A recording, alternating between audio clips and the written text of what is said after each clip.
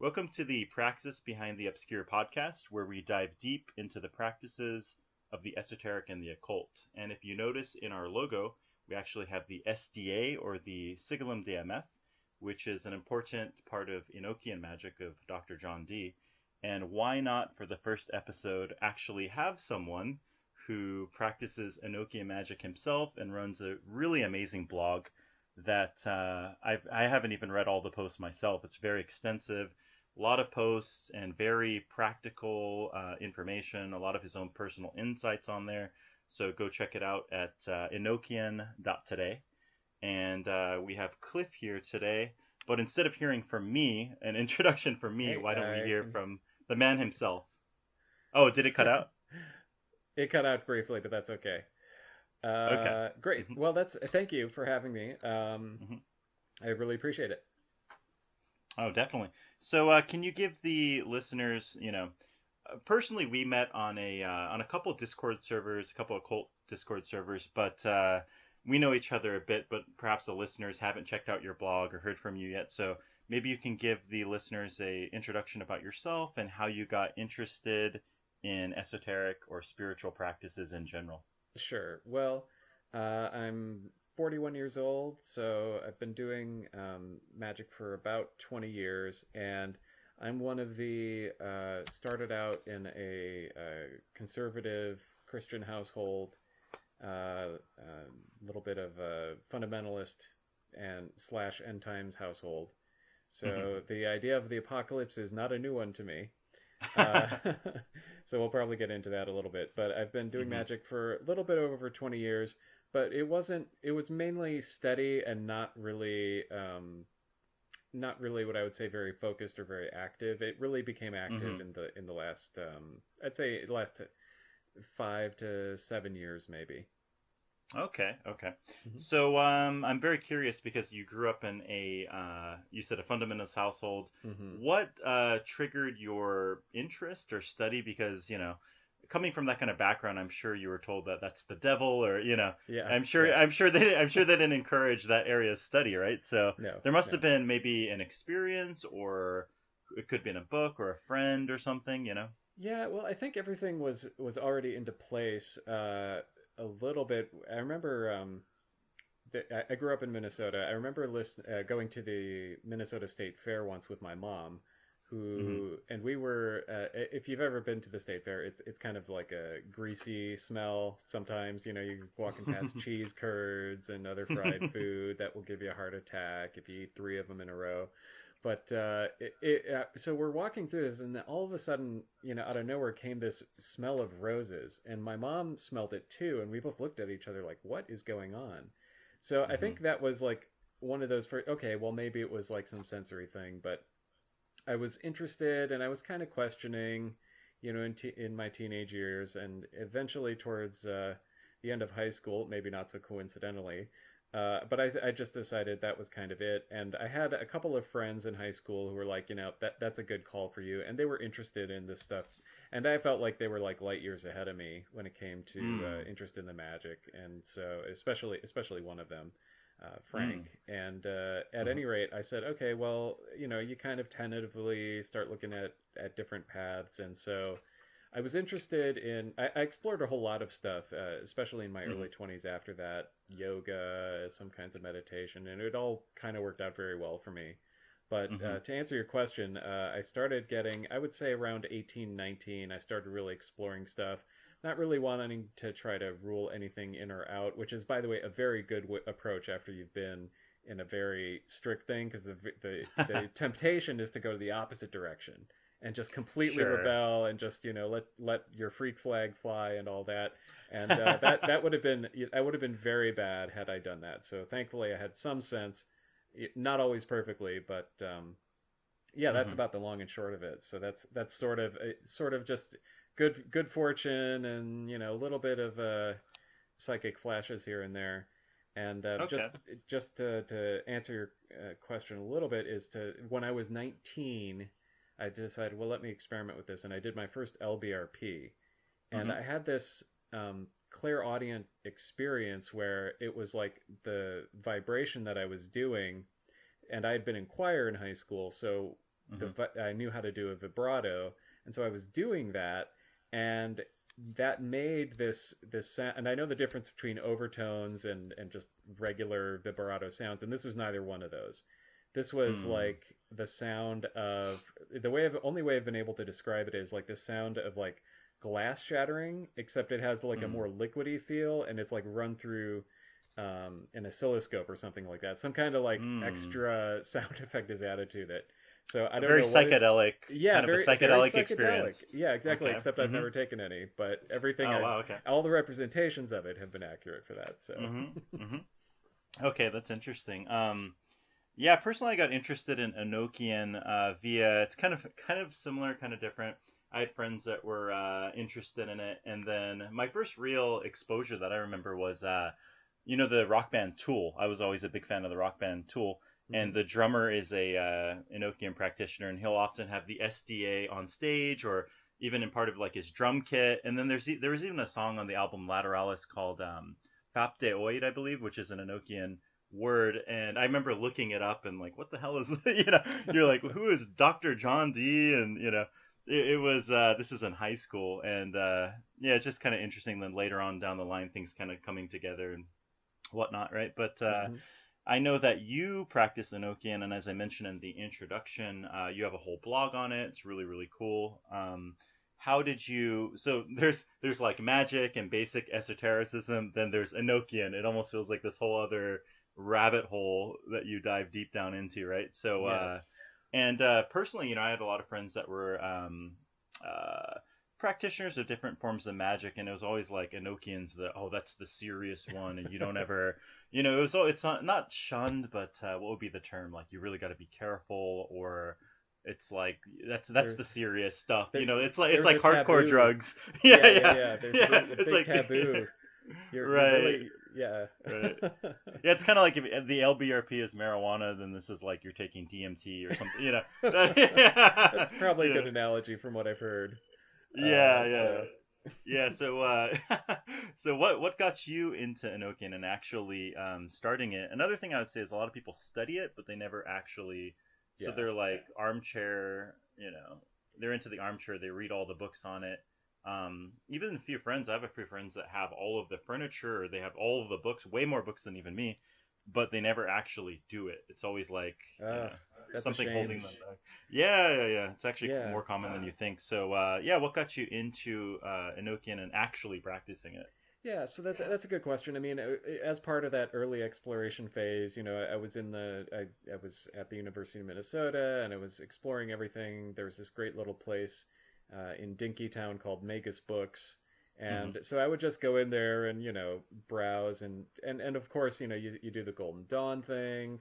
And this is like 20 years ago. So there was less D source material to be had, let alone found. And now it's just kind of exploded, over it, like there's so much out there, and it's great to have it. But really in the last 10 years, it's like, wow, you can really get everything that you want. But D was always interesting. I mean, here you got this guy, he's a court advisor to Queen Elizabeth, and he's like this polymath. He can do mathematics, he can do geometry, he can do all these science, which in its day was advanced. And he always kept learning, and he's later on I came to find that he seemed to have a very strong historical influence outside of Enochian proper. But he was always interesting, but there just wasn't enough to go on. So it wasn't until 2014 that I picked up Enochian vision magic, and I decided to try it. So I just tend to just go head first, just go for it. And it was good. It was interesting. I just always focused on the aethers to start, which is if your listeners aren't familiar, it's this. Basically a subdivision between the heavenly realms and the earthly realms, and there are 30 of them to go all the way on up to the divine. And so I did several of those, and I had to stop because in that book, Lon Milo Duquette's book, you wind up realizing, okay, he says to you that you may come up against an aether that is like too much and you need to stop. And he says, that's okay. Just stop and then come back to it. Well, for me, I stopped and then I came back to it about 4.5 years later. So, and that was okay. I had a lot to process, but that's how I sort of did it. So I had an old blog that I've taken it down since, but it was helpful to sort of get that and sort of be humbled a little bit, because I think what happened was the aether was the aether of Lin, which is the one with Para Oan as the central governor. And I'm like, well, the arrogance of 7 years ago. I'm like, well, maybe that was just a mistake. So I substituted in and of course, it just blew up.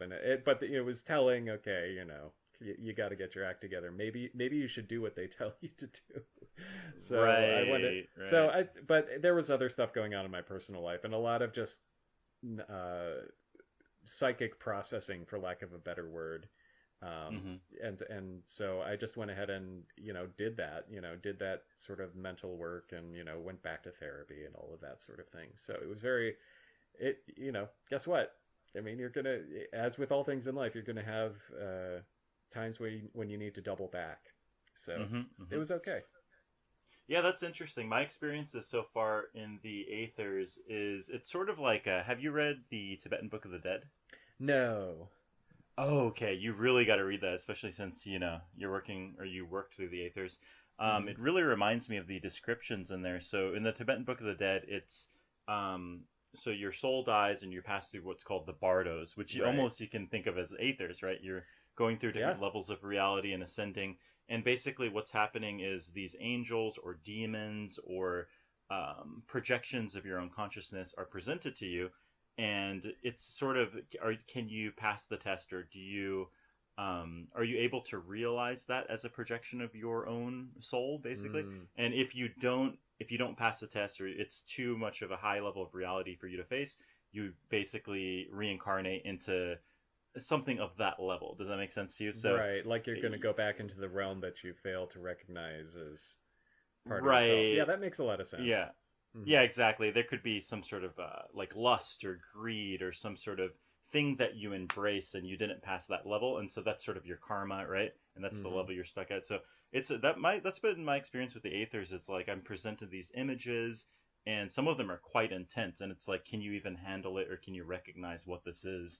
And it's very clear that if you can't, or it's very clear that it's getting, it's too intense, or you're not ready yet, kind of like how you had that experience, like this is not, it's a bit too far right now, not yet kind of thing. Doesn't mean forever, but not yet really.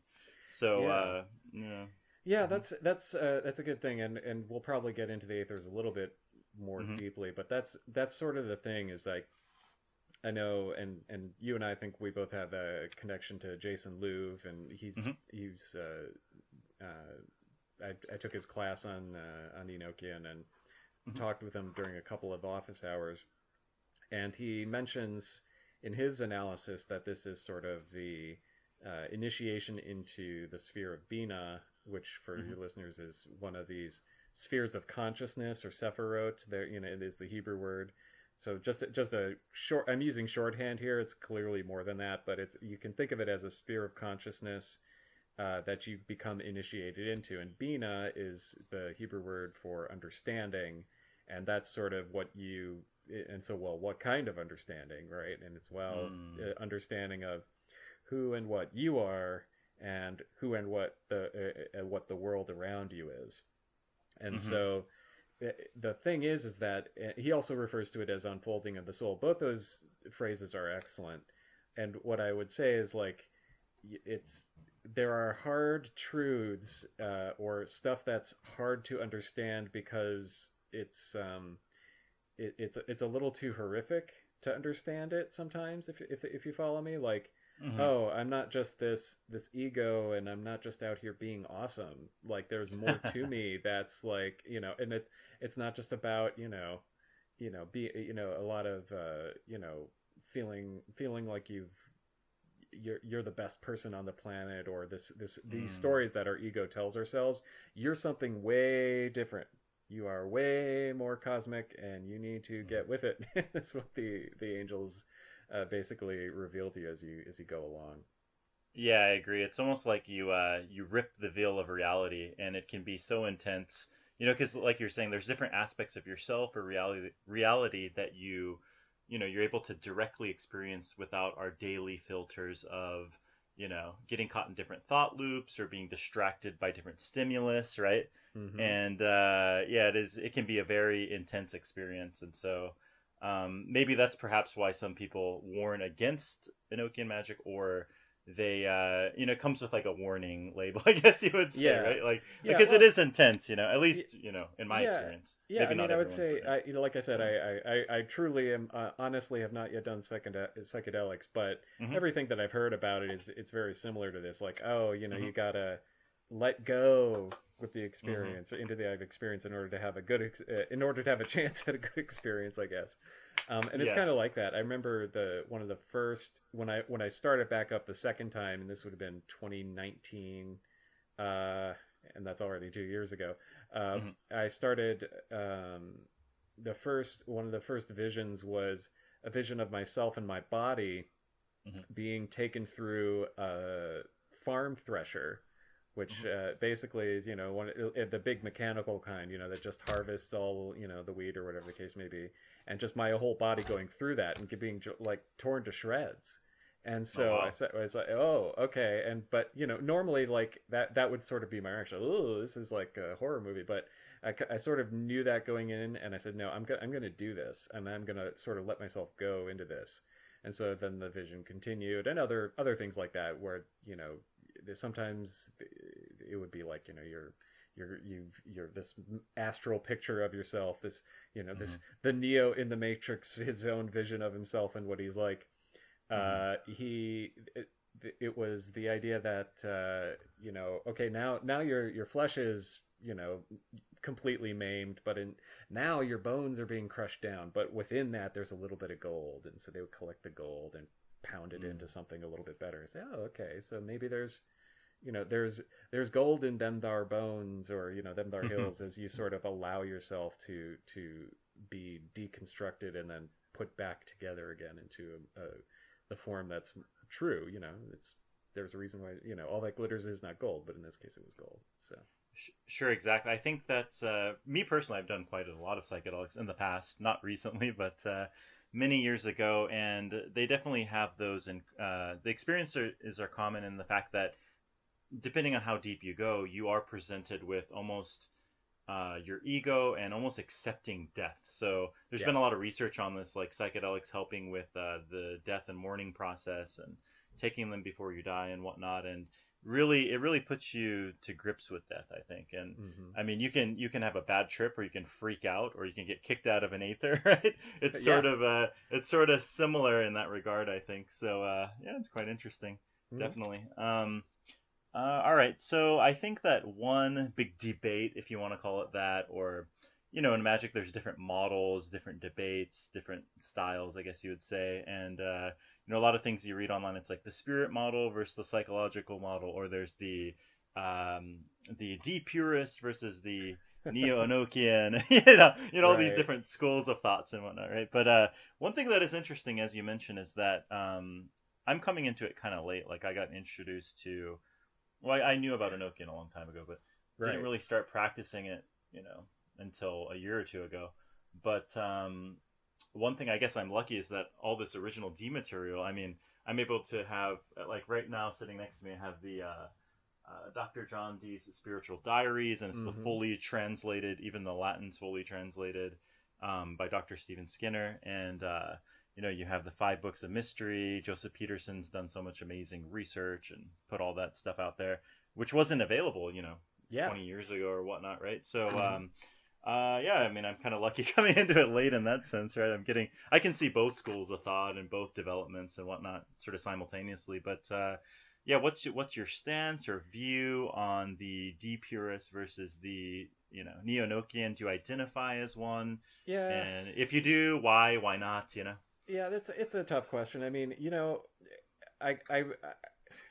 so I'm gonna full disclosure, my holy table reflects more Kasaubon's true and faithful revelation material, and I've given a lot of thought to this because I'm very much like, Virgo Saturn trine my luminaries. Oh, this has to be perfect, and I got my North Node there too, and it's just like, if only it were perfect. But I've come to realize, that's just not life. But also, I think I do my best to go for the Purist approach, and I'll get into this when I talk about Loagaeth. But the issue is that, if you have something that is very, very close to something, like a mirror image, let's say, of the original material, and somebody's looking at that, or if I were to like show you a picture of the Bible written backwards, unless, maybe there's like some kind of reading disorder you might have that you didn't know about all this time. But if I were to show you like a picture of something backwards, more or less, if you can read it, you just have to, it takes a little bit extra effort to sort of visually translate it, but you know what it is. So I'm not too worried about the mistakes that I do make, because it's like, the angels themselves, they kind of, they know what you're trying to do, and they know that what you have works if you just sort of do a quick little mental translation like that. So it's like, okay, sure. You said the password backwards, but that's okay.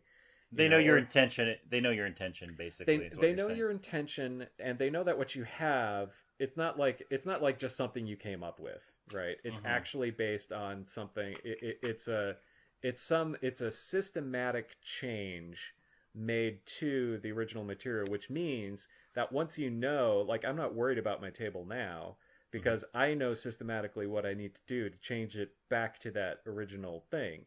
And so the angels themselves, they already knew the secret. They already knew the systematic change that they needed. But now I'm more comfortable with my own table as a result of that. So now this is not to say, well, just make up something. That's hey man, I'm just gonna, just try something new. I mean, that's not going to work. Because if you get into this stuff, then people know, oh, there's a lot you need to know, a lot you need to do to sort of steep yourself in the Enochian current. And one of those things is to actually, look at, think about, and read all of this original stuff that seems very foreign, but it's actually laid out extraordinarily systematically. And you get you get through like a few chapters of, let's say, Duquette's book, and you just realize, oh, there's a real order to this. And so even if a letter is out of place, if a letter's out of place, okay. If everything is flipped, reversed, okay, that's easy enough. But the original order is more or less maintained. So I don't worry too much about it. But that said, I do my best to try to do the Purist stuff. I never got that much into the Golden Dawn style of speaking it, or their stuff. I've been lucky in that sense, in that I held off, or was held off from doing a lot of that stuff, and instead have been able to see more closely what the original stuff is. But we're never going to get it all, because half his materials were burned. So it's like, this is the best we can do, folks. We're going to try to rectify creation once again. Right, exactly. I think, it's interesting. If you look back at the original D material, there's a lot that, well, as you mentioned, a lot of the material was destroyed, and what was it? Like, half of it was found in, God, I forgot the story. It was the big chest, right? Yeah, there was a big chest. It was some compartment opens up, and then the house servant starts using it for the papers for kindling. For fire. Yeah, exactly. Yeah. And the same thing happens if you look back at like the Nag Hammadi scrolls. The exact same thing. Like half of them get burned up, and it's just like, thanks, but it makes you wonder. But it's like, this is all that the universe has given us access to. Nope, this and much and no more. Right, exactly. Deal with it, humanity. Yeah, it's very interesting, But even with the D original stuff, it's like a lot of people, or in the modern day, you're inferring or you're guessing a lot of what he was doing, because it seems very unclear when you read the material. Yeah. Did he even scry the aethers himself, or you there's a lot of inferring you can do, and whether those Yeah. interpretations are right or wrong is very subjective, I would say. I Even agree. looking at the actual original material, so it's almost, I think it's definitely on the deeper you get into this, get some of the original materials and sort of draw your own conclusions. Obviously Yeah. use other people's perspective and use other people's other scholars or practitioners' insights, but it's ultimately going to be up to you on how you interpret these things. And it's kind of like, I guess you came from a fundamentalist background. It's like Yeah. every church thinks that they have the right interpretation of the Bible, and they're Yeah. you know yeah. Well, So the nice thing about it is that yeah. you do read and reread and reread and reread the same stuff in a fundamentalist background. So Hmm. it's no big deal for me to read and recheck and double check and triple check. There's sort Hmm. of this, and I'm not. This isn't true for all fundamentalists, but it was for me that Hmm. there's this level of OCD that sort of kicks in, or I'll put it more politely, a high conscientiousness level that sort of kicks in, which is Hmm. good for this kind of. I'm not going to say that. I'm definitely not going to say Enochian is for everybody. There's a Hmm. lot of concentration that you need to do, especially when you get to the higher aethers. Spoiler alert. Hmm. That you really need to be able to sort of concentrate your way through the chaos and the miasma of what's coming at you, and just sort of hold on to to the core of what you're looking at. So yeah, I agree. Hmm. There's just so much that you can get distracted by it, and that's. But on the other hand, I don't want people to think that they can't do it. And Hmm. you mentioned having a friend who has a lot of furniture and stuff like that. Hmm. Eventually, you just got to jump in the pool. You may not have Sure. those floaty things on your arms that hold you Right. up, or you may not have flippers. You may not have this, but you can still swim. So Oh, just do your best and get to it.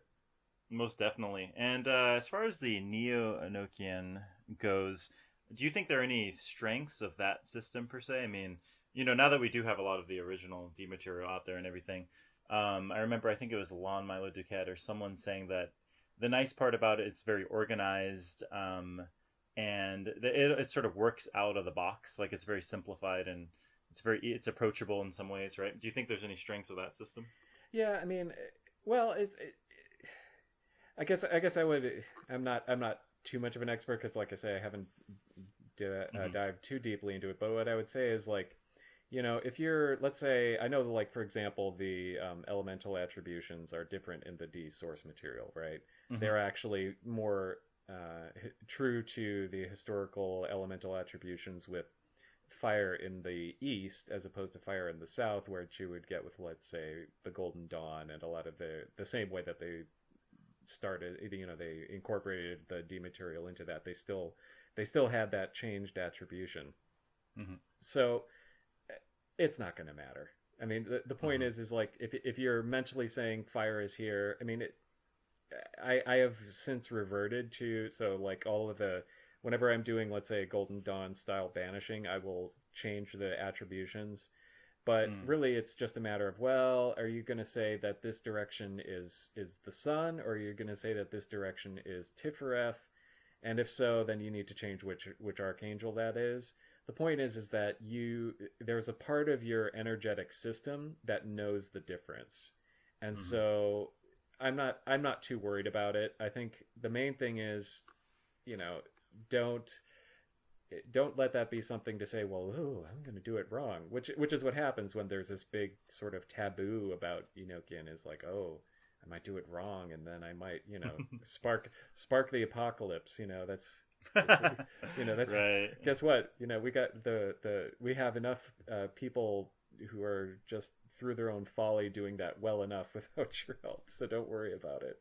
Um, Right. Right. Right. just avoid hubris and all the rest of that. But no, Hmm. I'm like I say, I'm not too much of an expert, but I would say, it. I haven't found, since having made that switch with for example, the banishing rituals. I haven't found. I don't think it matters too much. I just kind of prefer, since I'm still doing so much Enochian at the moment. I kind of just prefer to just stick with that original elemental attribution. But Okay. I never got as deep into the Golden Dawn version and their rituals, other than to take the supreme ritual of the pentagram. Okay, sure. Yeah, me either. Since I came into the game late, so to speak, but Yeah. I do look at like their material. It does look sort of, what would be the term for it? It looks entertaining in some respects. Like they have if you look at like the original Golden Dawn stuff, they have like Enochian chests or something like that. Oh gosh. Like, I mean, it doesn't look chess. like, it just looks sort of funny. And, it's like I don't know. It's pretty interesting though. Yeah, there's something incredibly egotistical about creating a game of Enochian chess, as if chess itself hasn't been hard enough for the last few thousand years. Let's make an Enochian. Like now, this is all to say I haven't actually looked at it, but there's something very viscerally that I react to in the term Enochian chess. So maybe it's an awesome game. Maybe it's maybe it's not as hard. Maybe it's more like hopscotch. I don't know, but I don't want to know because Enochian itself is hard enough, and chess is hard enough. I don't need Enochian chess. Yeah, exactly. I agree. It's pretty funny though. Okay, so yeah, how has your Enochian practice changed over time, and what are you currently working on? I know these days you have a big project you're working on, and maybe you can discuss a little bit about that. Sure. So I mentioned resuming the aethers in 2019, and as I went along, obviously in the first run in 2014, I was like not really as big on the furniture and stuff like that. Well, I decided to. I think the failure sort of spurred me to say, well, what else could I be doing? So. And this is all leading into the answer to that question. So I decided to, I took a break. I sort of checked out for a couple of years, and then I got back and said, okay, I need to actually take life seriously. Because my late mother-in-law, she was diagnosed with cancer, and I was like, okay, and she was a live-in mother-in-law, that is to say. So it was like, okay, it made me realize, okay, life is short, and I really am sick of like having set very low expectations for myself and especially my spiritual development. And so I started doing an operation to get knowledge and conversation of the Holy Guardian Angel, and I finished that, and then I said, okay, I don't want to just stop here. I want to keep going. And this is through, just out of curiosity, sorry to cut you off. Sure. Oh, no, that's perfect time. This is through, how did you achieve the HGA? Were you working with Abramelin, or were you doing some other practices? Yeah, so I started off, Scott Stenwick has always been an invaluable resource. He's fantastic. So check him out, his Ananel blog. So I went through his site, and his site also referenced the HGA anthology by Nephilim Press, so I recommend that highly. So I went through that, and I decided to start off with Liber Loagaeth, and also the associated invoking of Tifereth, the Sephira of Tifereth, via the traditional techniques, except I use kind of a not quite a unicursal hexagram, but sort of a hacked. So you start off at the center of the typical hexagram, and then you make two sort of subdivided triangles. It's easier to show, but at any rate, it basically spares you from having to draw 12 triangles. But at any rate, I did that for a while, and I was doing that. I'm like, okay. And I kept on having like false starts. I'd be like, oh, I discovered this thing. And it was like I would think about it, and be like, okay, that wasn't it. But the problem was I would have that false insight, and I wouldn't just like keep going with the ritual. I would just stop. And it was like, I think it just slowed things down a little bit, but live and learn. Hey, it only cost me additional time. But things happen when they're happening for a reason, because it shows you a level of sort of psychic spiritual development, I think. So at any rate, I started with Liber Loagaeth and the associated invoking rituals of the hexagram for Tifereth. And then I would, after a while, I said, I got to get into this Abramelin thing, because I think this is better. I think this is more me. And so I started looking into that. I saw what Scarlet Magdalene had done, and she is on an episode of Witches and Wine on Mm-hmm. YouTube. If anybody else is looking at that, I'm just promoting people away from your podcast. I'm a terrible person. No, but in all seriousness, so I checked out what she did, and because if you're going to do Abramelin, you need to modify it. There's just no you know, unless you won the lottery and you want to devote a whole lot of time, you just got seriously, it's a template, and get as much of the core stuff as you can out of there. So I went ahead and did that, and what I did is I would like go to the parking lot, because you know, got to pray morning, noon, and night. So I would go into the parking lot, into my car, because that was where I had the most privacy, and just pray. You know, and this is all pre-COVID time, so this is when I would actually drive to work. You know, and so I would go out there and pray. Nowadays, you know, I'm imagining a whole lot of people are going to reach their HGA because they have so much time at home, and it's like, hey, this is what you can do, folks. You have all this time at home, a lot of privacy, assuming you know most you can make privacy for yourself more easily. So anyway, I did that for a while, and finally said, what am I going to do here? So I noticed that Crowley, in his vision in the voice of when he's scrying the aether of Deo, he said, this thing here, this aether is where you meet your holy guardian angel. And I said, yeah, I got to do that too. So eventually what happened was, all of this is to say that the typical Abramelin, according to the Dane translation, the recent one, it's 18 months, right? It's 18 months, right? Right. Yeah. So the way it wound up working out is that it wound up being 18 months between the Samak, then switching over to Abramelin, doing that for a long time, and then towards the end also adding in scrying the Aether of Deo. Now, it wasn't a complete scrying, trust me, but it was enough to sort of like get me to the state. But at the end, I did the whole, I bought a burlap sack online, and I was out, you know, luckily, you know, we're fortunate enough that we have a patio that I could do this, and I would wear the burlap sack, and it's all part of this sanctification, humiliation, not humiliation, that's the wrong word, but you know, humbling of oneself. Right. I knew that's the word you're looking for. Thank you.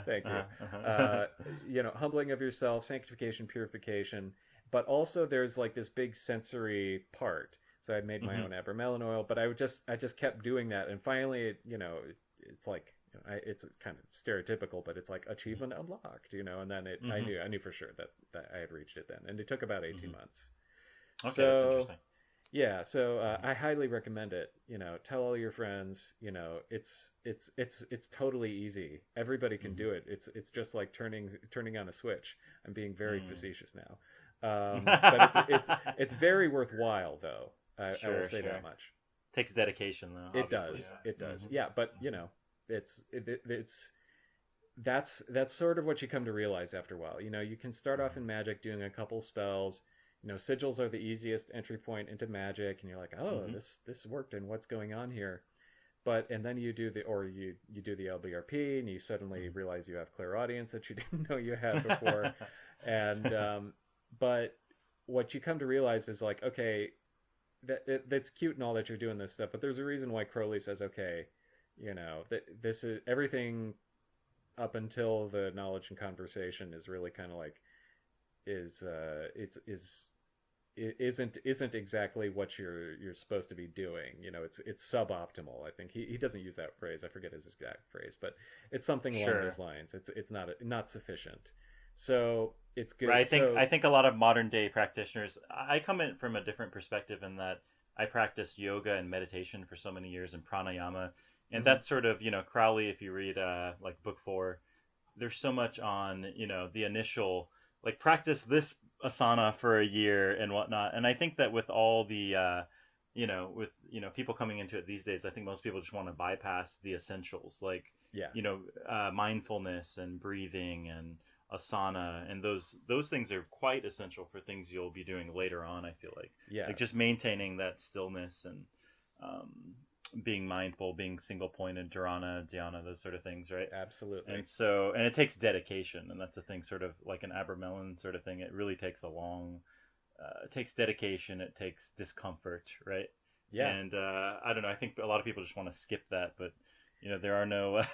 You Yeah, find out later on down the line, then you got to go back to square one, as you mentioned in previous stories of yours as well. yeah, yeah. Well, no, it's funny that you mentioned that. You're Uh, reminding me of this Twilight Zone episode, and it's not a good one. I think it's one of the very early ones, and the sound is off and janky and all that. I'm talking about the Rod Serling era, but okay. there's this old lady, and she's talking to these kids, and their parents are sort of checked out and neglecting them, and they're going through a divorce. So the kids go into the secret portal, and there's no reason to know the plot of it except that the kids encounter this old lady, and the old lady sort of says with a wry grin, she says, I'll teach you about the joys of labor," and that's the thing is that there is a lot to be said for, okay, I'm going to put in the work, and then I will get it. It's like the universe in a lot of ways. Sometimes you get lucky, but for the most part, what you get out is what you put in, and Exactly. that's the sort of thing. Like, if you want to learn how to control your mind so you don't get mad at everything, meditate, and meditate a long time. If you Hmm. want to, and also go to therapy, and go to therapy for a long time, Hmm. and do the work, and that will get you to a place where you're not mad at as much, as often, for as long. Hmm. And the same thing, and then getting to the point where if you want to have, there are so many benefits to get to the HGA that it's hard to get into, but one of them is, if you want to interact with spirits in a way that is not going to harm you, this intercessor, this divine interceder for you, will be invaluable because it is on your side all of the time, and it is Mm. always going to be helping you out, and it will be telling you, don't do this, and be teaching you a lot of stuff along the way. So Right. why are you going about it in this half-assed way? It's like why would you go into a dangerous neighborhood without your bodyguard? You know, Hmm. like, Hmm. what, you think Hmm. you're going to get by on your wits? I mean, maybe, you know, you know. Sure, sure. So at any And rate, I think on a deeper level, most people who are trying to bypass things, it's like your intuition is telling you that this is not right, or you get some sort of warnings or some intuitive gut feeling or instinct, and I think a lot of it is being more in tune with your feeling or intuition and being more mindful of that. Later on yeah, down the line, it's like sort of becoming more in line with your intuitiveness rather than trying to mentally weasel your way through things, right? yeah, and So, yeah. it's sort of like I would say with the HGA, it's you're taking it's trying to do things without. I mean, I don't want to get people wrong. It's like, don't start off with that. Start off Hmm. with sigils.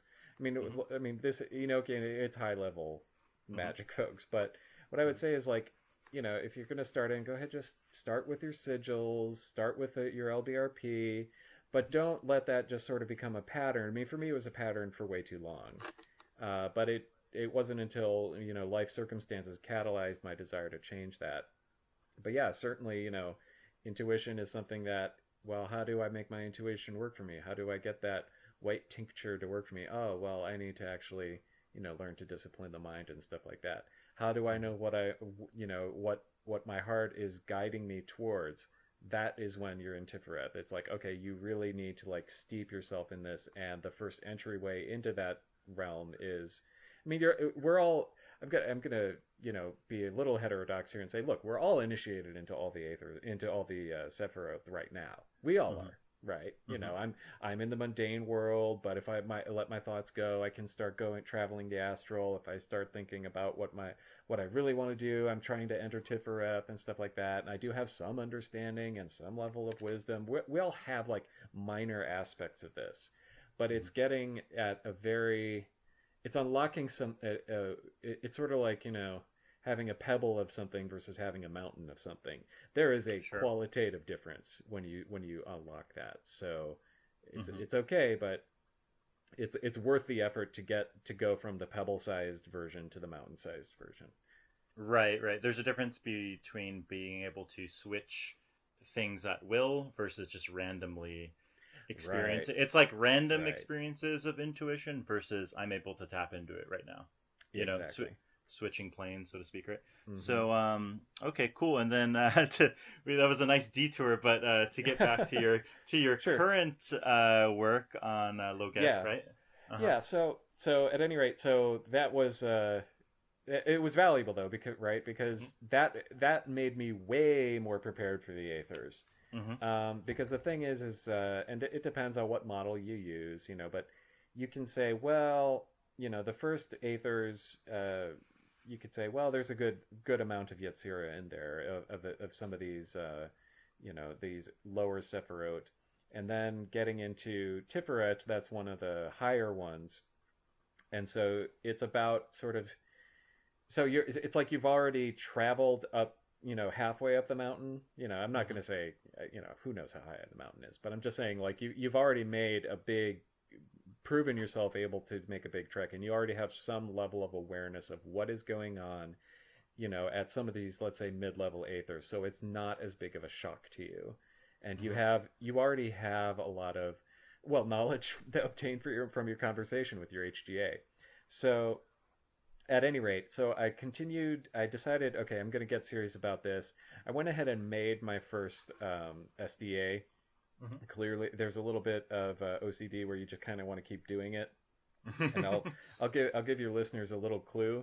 Here's the real reason you want to do Enochian, because when you start making the furniture, you start getting a high from making the furniture.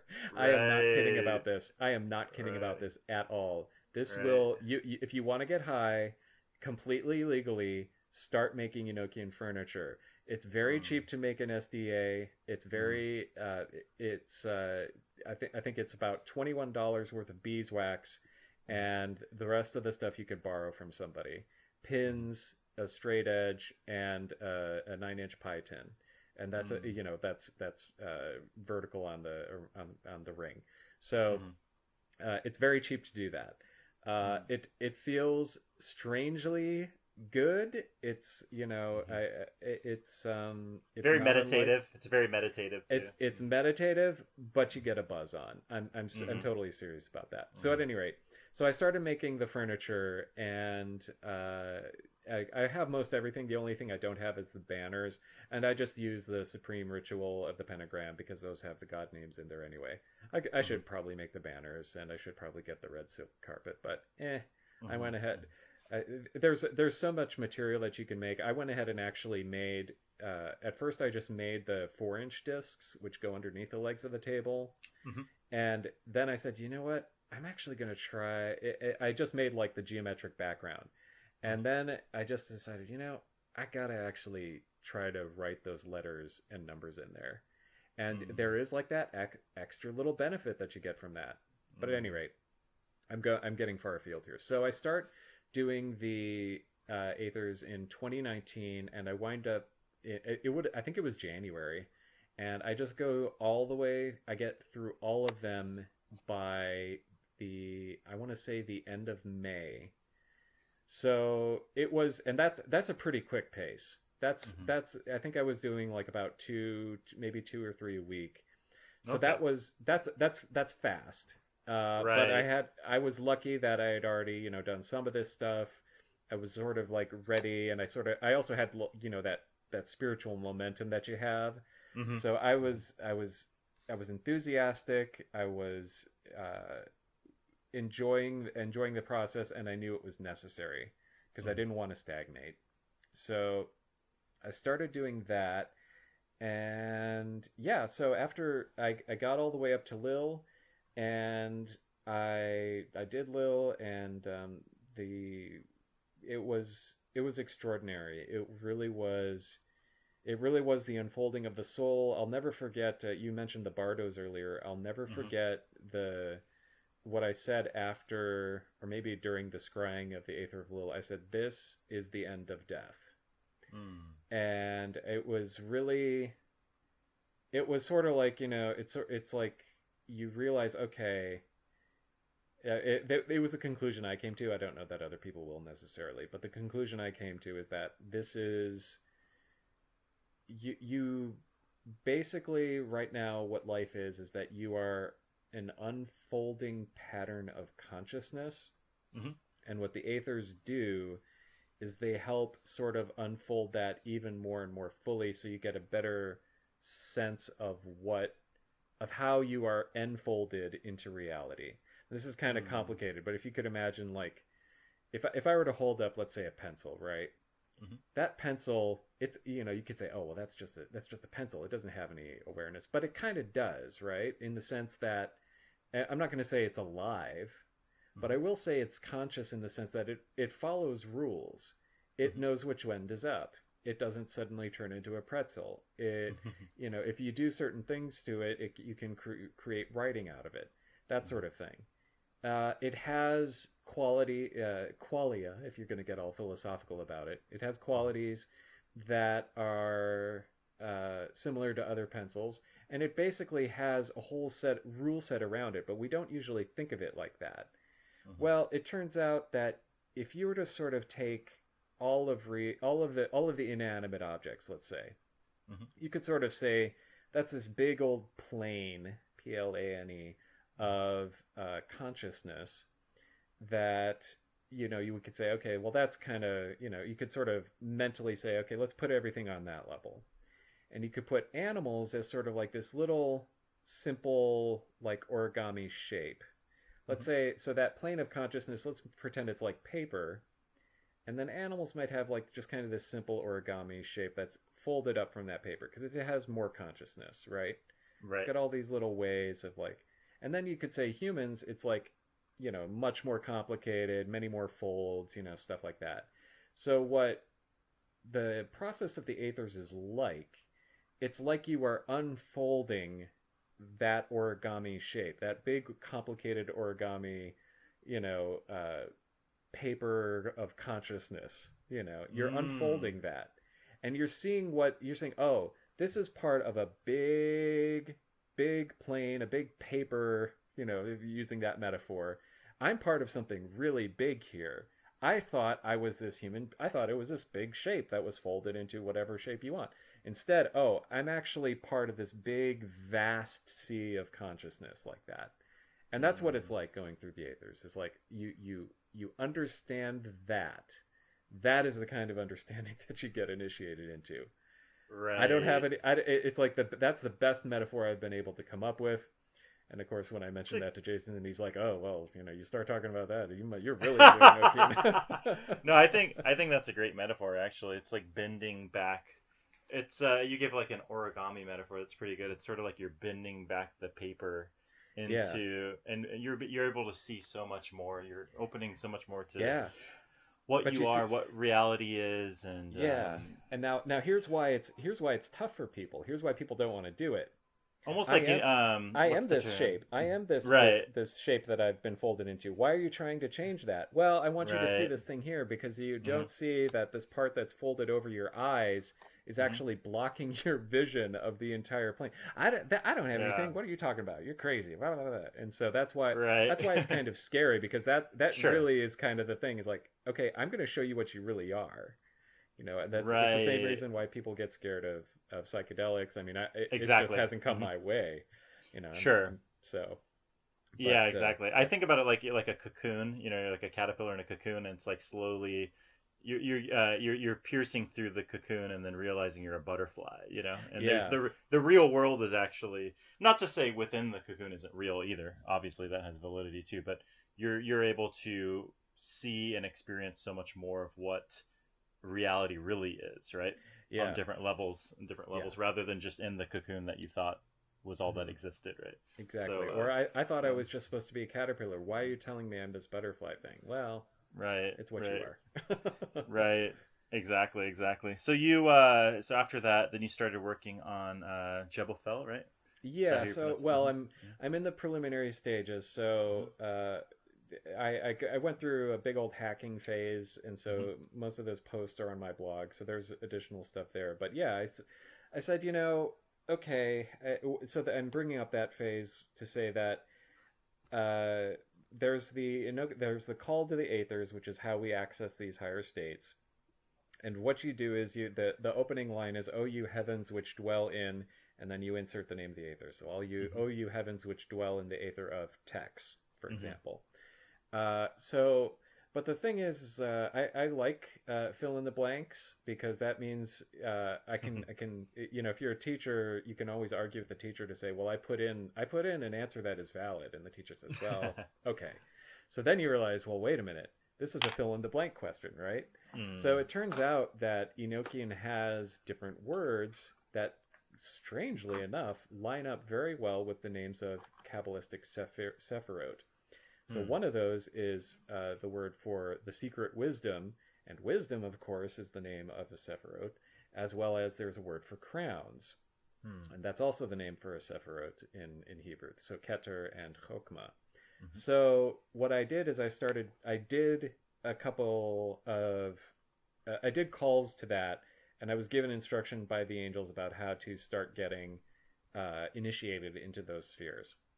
So all of this is to say that, like I say, we're all initiated to some degree in these things, but I would advise your listeners to never pass up the opportunity to deepen your initiation. So So when I saw that there was this thing called Jebufal that I'd sort of overlooked, but Aaron Leitch talks about it in the 7-day Enochian Masterclass. You can find that out, because he did that cooperatively with Scott Stenwick and Jason Newcomb, so you can find that on Scott Stenwick's blog. And he also may or may not have a code on there. And I say that because I don't know if he still has that on there, but you get it like half off or something. It may or may not be half off, thereby making it extraordinarily cheap. But these guys are fantastic, and they each sort of approach Enochian from a different angle, including the neo-Enochian. But at any rate, the Jebufal ritual. Let's back up to how this actually started. So when Dee and Kelly were scrying, the first thing they received was this Enochian heptarchy, which is a parallel to the English heptarchy. Basically, you have 7 kings and their princes, and they're also ministers. We won't get into that, but the idea is that it's very 7 based. So that's the first thing they get. Then it's sort of, would you say it's sort of Enochian planetary magic in a sense? That's what.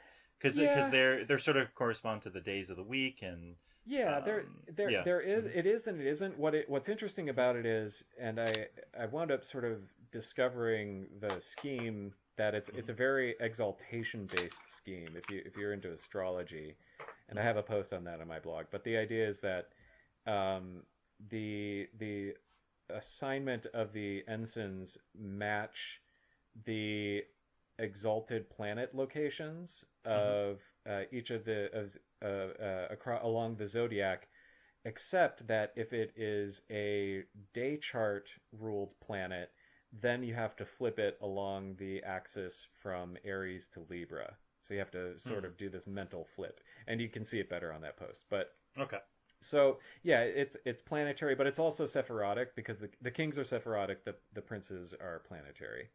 So the planet ruling that Sephiroth. So or that Sephiroth. So that's the first part, and then there are I would argue two more parts after that: the watchtowers and the aethers. But those are really kind of the same thing, kind of not really. They're intricately related to each other. So the angels themselves said heptarchy, Liber Loagaeth, and then watchtowers / aethers, or the calls. You could sort of put all those under the same thing, but there's a huge system underneath that that's too much to get into. But Loagaeth is the second part. So the heptarchy, once again 7 based. Liber Loagaeth is a set of 98 sheets, or as they called them, leaves of paper that are double-sided, that have something on the front and something on the back. For 48 of those are 49 by 49 tables on each side of those leaves. Okay. And the last one is the odd one out. It has 5 3x7 tables, 3 on the front, 2 on the back. So it's all okay. Well, what are you talking about tables? Well, I mean tables. I mean grids. And within each of those grids, for most of those, you have to fill in letters. and an individual letter. So Dee and Kelly are like, well, okay, this is a pain in the butt, but okay. So they start writing in all the letters in each of the cells. And if you do the math on that, 49 times 49 is 2,401 letters. So it's all written in this angelic Enochian language. What is this? Well, who knows? But Dee and Kelly, or Kelly, he's this poor scryer. He has to like either call out, or eventually I think he starts writing down each of these letters. That's a big task, just writing it in English. Right. And then the angels say, okay, great. Now we need you to transliterate this whole thing into Enochian letters. And by the way, don't forget, Enochian is read from right to left, not left to right. So go ahead and get on that. And Dee and Kelly are like, well, can you do that for us? And what happens is the angel of wisdom, Galva, she comes along and says, yes, I'll do this, blah, blah, blah. But really, that was the metaphorical wisdom, i.e., if Dee and Kelly got wise, they should go ahead and do it themselves, which is what eventually they get told by another angel. So it's a whole thing. There's so much work that they had them do. So from what has been gathered from the diaries, apparently Dee went ahead and did that, although it must have taken him a very long time. Because eventually they do get the second part of the system. So why am I telling you all of this? Well, I think the other part of that system, the calls, I'll just put it that way, the calls at Al, all of that was a prerequisite, or that had Liber Loagaeth, had this book as a prerequisite. So they had to do that in order to get the next thing. But in my view, or my one of the questions I'm trying to answer is, well, is that going to be the same thing for everybody? Like, sure, Dee and Kelly, they got this fabulous watchtower system, but what would happen if I went ahead and did that? Would I get the same thing? Would I get... They call this, the ritual associated with that Jebafal, the 49 gates of wisdom, which is similar to the 50 gates of wisdom for Bina, which is a whole Jewish tradition. But, well, is his wisdom my wisdom? Is his vision my vision? I thought, well, am I just taking a lot of stuff for granted by not doing this? So I said, well, let's find out. So regardless, I think there's going to be something to that. So for your listeners, what I'm doing is I am copying a lot of the source material by hand and making the grids by hand on these 12-inch by 12-inch square pages, front and back, just doing what Dee apparently did. I started in August. I'm on leaf 27 right now, which is... it's going to take about a year, basically, right? Believe it or not, I think I'll be able to get it done by March because... Okay. So okay, I'm going to go into... I'm totally into it. We won't go too long on this, but because I know your time is limited. But so the... Pardon me, I got a little alarm reminding me. Something that I'll get to later. So the issue is that the angels are telling you you're lagging on your logo. Yeah, the angels are telling me I'm lagging on my logo and on my cat pill schedule, but that's okay. She'll be all right. No, so what the issue is that well, there are a couple little quirks here. So the first thing is that once you get done with leaf 28, not every page is completely filled out. So not every table is completely filled out. It's every other letter. So leaf 29 through 48, those have every other letter for the most part. There are some like exceptions here where there's like maybe a 7x7 chunk within that, but for the most part, it's like, oh, I don't need to do 1,200 letters or 2,400 letters. I only need to do 1,200. So that's cool.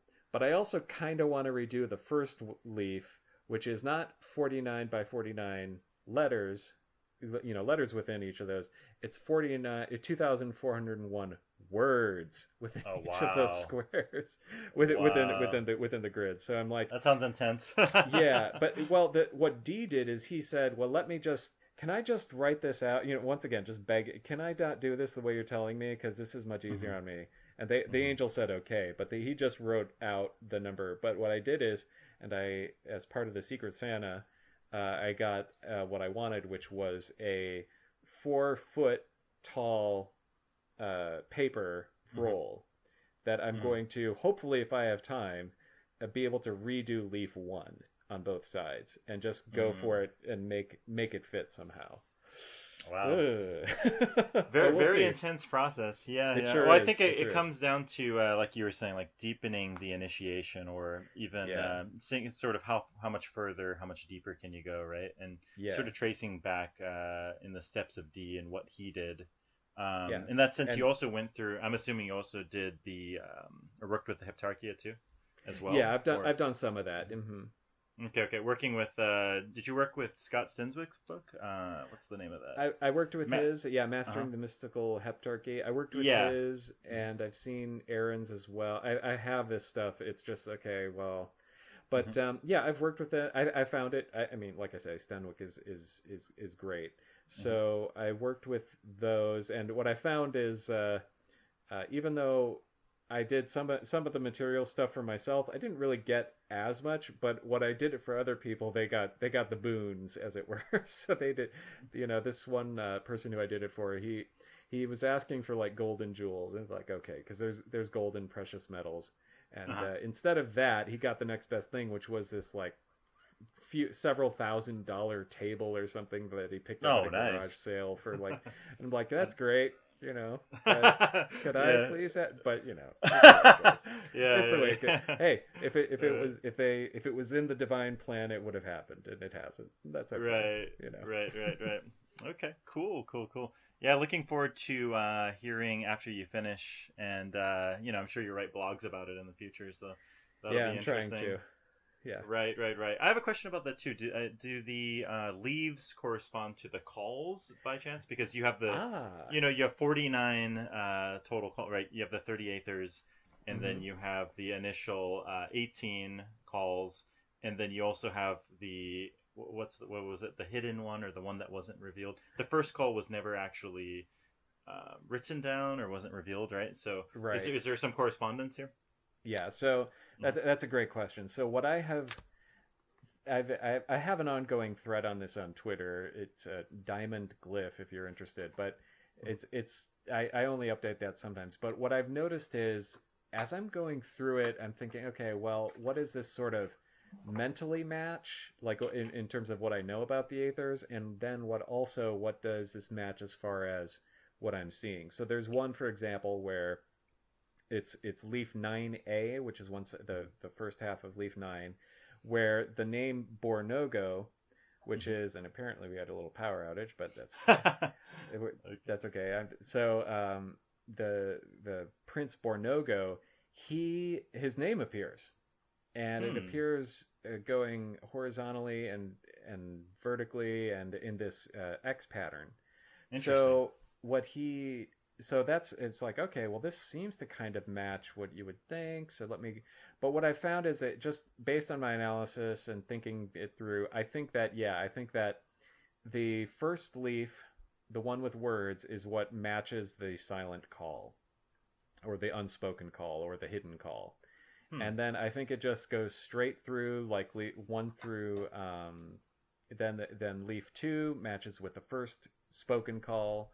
Leaf 3 matches with the second one, and so on. And then you get to leaf 20, and that goes along with the first of the 30 aethers. And then leaf 49 goes down to Tex. And that's the one that they call the Hodgepodge of Disorder. The angels called it that. So I'm pretty confident that that's the way it is, just based on the structure. When you get to leaf 29 that has every other one, that would be the aether of I'm pretty sure that's the aether of Zax or of Eek, the abyss one, the 10th aether, right? That'd be the 10th aether, right? Yeah. So that makes sense, right? Because okay, well, this is the 10th aether. Yeah, I guess that would make sense. Yeah, so that's the 10th aether. That's the crossing of the abyss. So all of a sudden, this information that you used to have, it starts dropping out, because you got to cross the abyss, because this is beyond, like, we'll show you all this understanding from these other ones, but now that you get down here, well, some stuff needs to be missing, because there's that's when the order changes, huh? That's when, yeah, it's sort of, it's sort of weird because when you get into the leaves that I'm working on now, the 27, 26, and I think 25, they have the letters going in different directions. And that is a pain. So what I've done is I printed it out at first and it was a little too small, and so instead what I did is I just opened up Paint 3D and I rotated it so I could sort of have an easy way. But remember, you still got to like mentally say, okay, this is right to left, so I got to make sure that everything I'm doing lines up on this right side and it's just like, but you know, like I say, it takes concentration. It takes a lot of concentration to get this right. Okay, well, that's pretty interesting, definitely. Okay, cool. So for people who, you know, after listening to this, I'm sure this will screen out a lot of people once they hear how much work. Yeah, by the time you get to here. Yeah. Well, one thing I want to say, though, I think this is quite important, is that, like, you've been doing this quite a long time, and so everything that you're doing is another step to, as you mentioned, to deepen your initiation, or to take it one step further, to go deeper, almost like go back in the steps of D and also see how that sort of impacts your experience, your consciousness. So I think it is important, I mean, in my view, pick up something like, you know, this is my advice personally, if you're just getting into this, pick up something like maybe Enochian Magick by Liber Loagaeth, and I wouldn't hesitate to actually start out with the work, because later on down the line, if there's more work you need to do, or if you want to take it deeper, just as you went on your journey, you find ways that, you know, the universe will reveal what you need and to keep going. But if you don't actually take the first step and you just, you know, hang out listening to 1,000 podcasts and reading 100 books and never actually doing anything, you know, I mean, you have to work with what you have, basically, is what I'm saying. And, you know, start out with the basics, start out with some fundamental stuff. I think Lon's book is really good because it's very well organized, and it gives you, like, it works right out of the box, as he says, right? Like, it's very, it's very simplified. And then from there, you know, I'm sure that if you continue, you're going to sort of develop your own practice and come upon your own insights and research and whatnot, right? So that being said, what sort of resources, other than your own blog, you can plug that as well? Yeah, well, my blog is Enochian.today. And people have already heard me plug everything left and right. But yeah, it's Enochian.today, and I did have one note here because I wanted to be sure to say that. But yeah, what I completely agree about Duquette's book. That's the starting point, if you ask me. It's an entryway. You can look. I mean, you can try to eat. You can try to eat all of the sandwiches in McDonald's, or you can try to just eat like a little bit of something. And not McDonald's, that's terrible because this is way better than McDonald's. But I would McDonald's, you better pay me not to talk smack about you. No, I'm joking. So yeah, I would say definitely Enochian Magick, and really just even before that, if you find somebody who does aethers virtually, or can do like because right now with COVID it's tough to meet, but I've done online scrying sessions for folks, and I have my furniture, so I'm just sort of presuming that that's acting as enough of an insulation against the effects on my end. And of course, there's whoever's doing it virtually with me, they're gonna, you know, be in on the energy from wherever I'm transmitting from, so to speak, from wherever I'm casting from. So, and I found that kind of works. I haven't had the courage to go beyond the lower 3 aethers, but I would really recommend doing that just to see what it's like. To say, okay, I mean, the worst that's going to happen is you're going to be slightly higher than the earthly plane for a little while, and you know what? You go to sleep and you're like that anyway. But this time you get to actually be awake while you do it. So you get that first altered state of consciousness. It's easy. Somebody else has to speak this strange Enochian language that you're unfamiliar with. Right. Do it that way, and just see what it's like. And then if you actually want to continue, and if you think it's something that speaks to your heart, yeah, I would definitely say I absolutely agree. Enochian Magick is the easiest way to start this.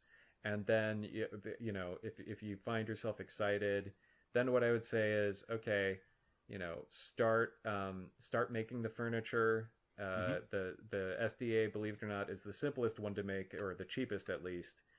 And if you're looking for paper versions, you can actually contact me through my blog, Enochian.today, and I have an Excel version of everything, which I'll probably need to update as soon as I get my first request, because I want to offer the original materials.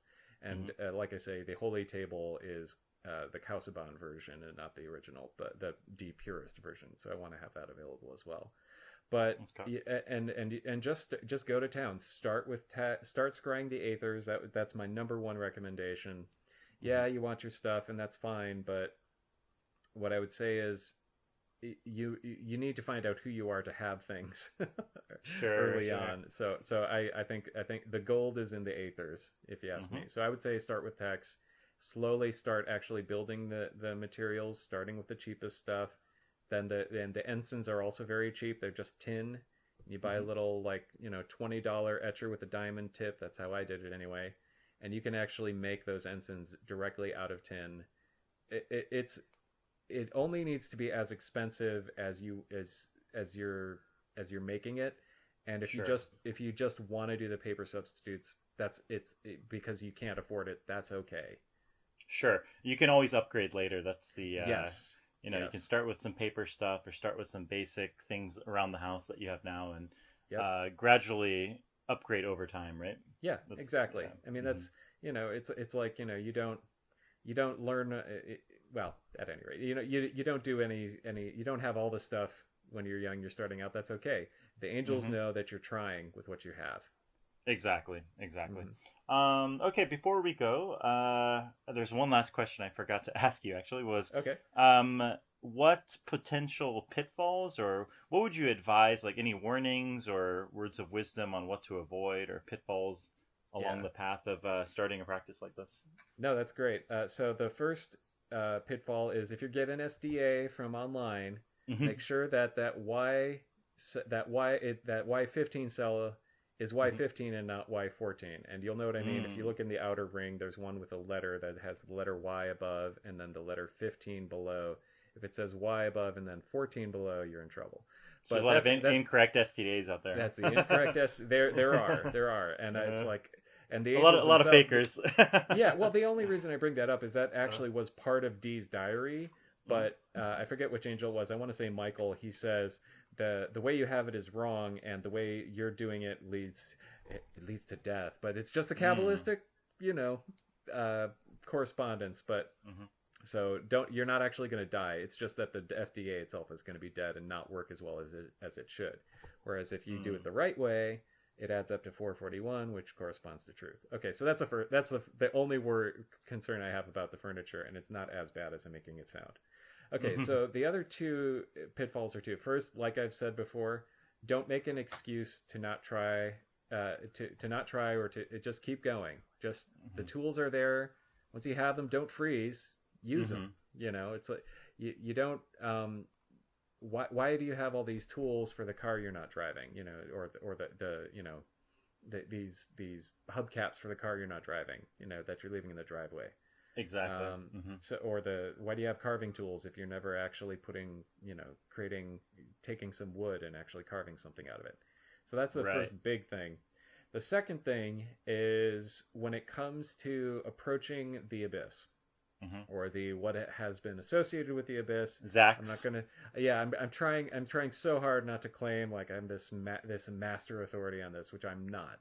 But what I'd say is, when it comes to what has been commonly associated with the abyss, Zax, the issue that I found is that for the most part, just go like once or twice a week when it comes to scrying an aether. But there's the triad of which Zax is in the middle. So there's Eek, ICH or IKH, depending on the way the letter V is transliterated. There's Eek, then there's Zax, then there's Zip. And my recommendation is to, number one, just isolate yourself when you're doing those three, and to do all three in the same day. So if you can, have the whole day to yourself, scry the Aether of Eek in the morning, take some time to actually meditate and reflect on that, scry the Aether of Zax right afterwards. And if you're like me, the angels will give you instructions during Zax. Those governors will. and then scry the Aether of Zip in the evening. Now, the reason I say that is that when I scried the Aether of Zax, I did all the banishing, the supreme banishing ritual of the pentagram. I followed instructions to isolate myself. I still had nightmares that night. I had nightmares 3 times, and my wife had nightmares once. Oh, wow. So, yeah, it's pretty intense. Yeah, it's intense, right? And why is it? I don't know. I'm just telling you, this is how you avoid nightmares. Right. So just get it all done. Get it all done. And by the way, it will be worth it. Zip is where you meet Babylon. But when you're doing so, do all those in the same day and concentrate. All that meditation that you've been building up towards, this is where you do it. This is where you keep that mental focus. And it's not like the worst thing in the world. It's like a minute where there's this temptation to just let your mind disperse all these thoughts. Just ignore all that. Disperse your concentration with random thoughts. Just ignore all that. Just concentrate through. And then you will come out on the other side. Zax is where it's worst. There's a little bit at the beginning of Zip, but then it goes away and you meet Babylon. And that is an awesome experience. Okay, cool. And by the way, she will look better the more you concentrate. Yeah, thanks for sharing your insights. And it's great to hear your experiences, because a lot of people don't really share their own personal insights or experiences in the aethers. There's some published material out there, a few books, and maybe some blogs here or there, but it is good hearing your experience. The only real major one most people know about is like the vision and the voice, which is great, but it's good hearing some modern, oh, there you go. The lights are back. I don't know what's going on with my lights on this side. Maybe I revealed the secrets, and then they decided, no, that wasn't a good idea. Once you start talking about the abyss, like everything went dark. Interestingly. I start talking about the abyssal or the zip leaves of Loagaeth, and then all of a sudden, did you get a call? Yeah, exactly. Yeah. We got some synchronicities. Well. And I'm here in my room. I have my table right here, and it still wasn't enough, and my SDA and all that. It's just like, right. Angel's gonna play pranks, I guess. So. Yeah, exactly. It's pretty funny. Anyways, thanks for sharing, and maybe later on we'll do a round 2 down the line. I'm considering sometime doing a video. Maybe we could do some. You could show some visual representations and whatnot, but for now, trying to keep it simple, only audio, and but thanks for joining the podcast, and until next time.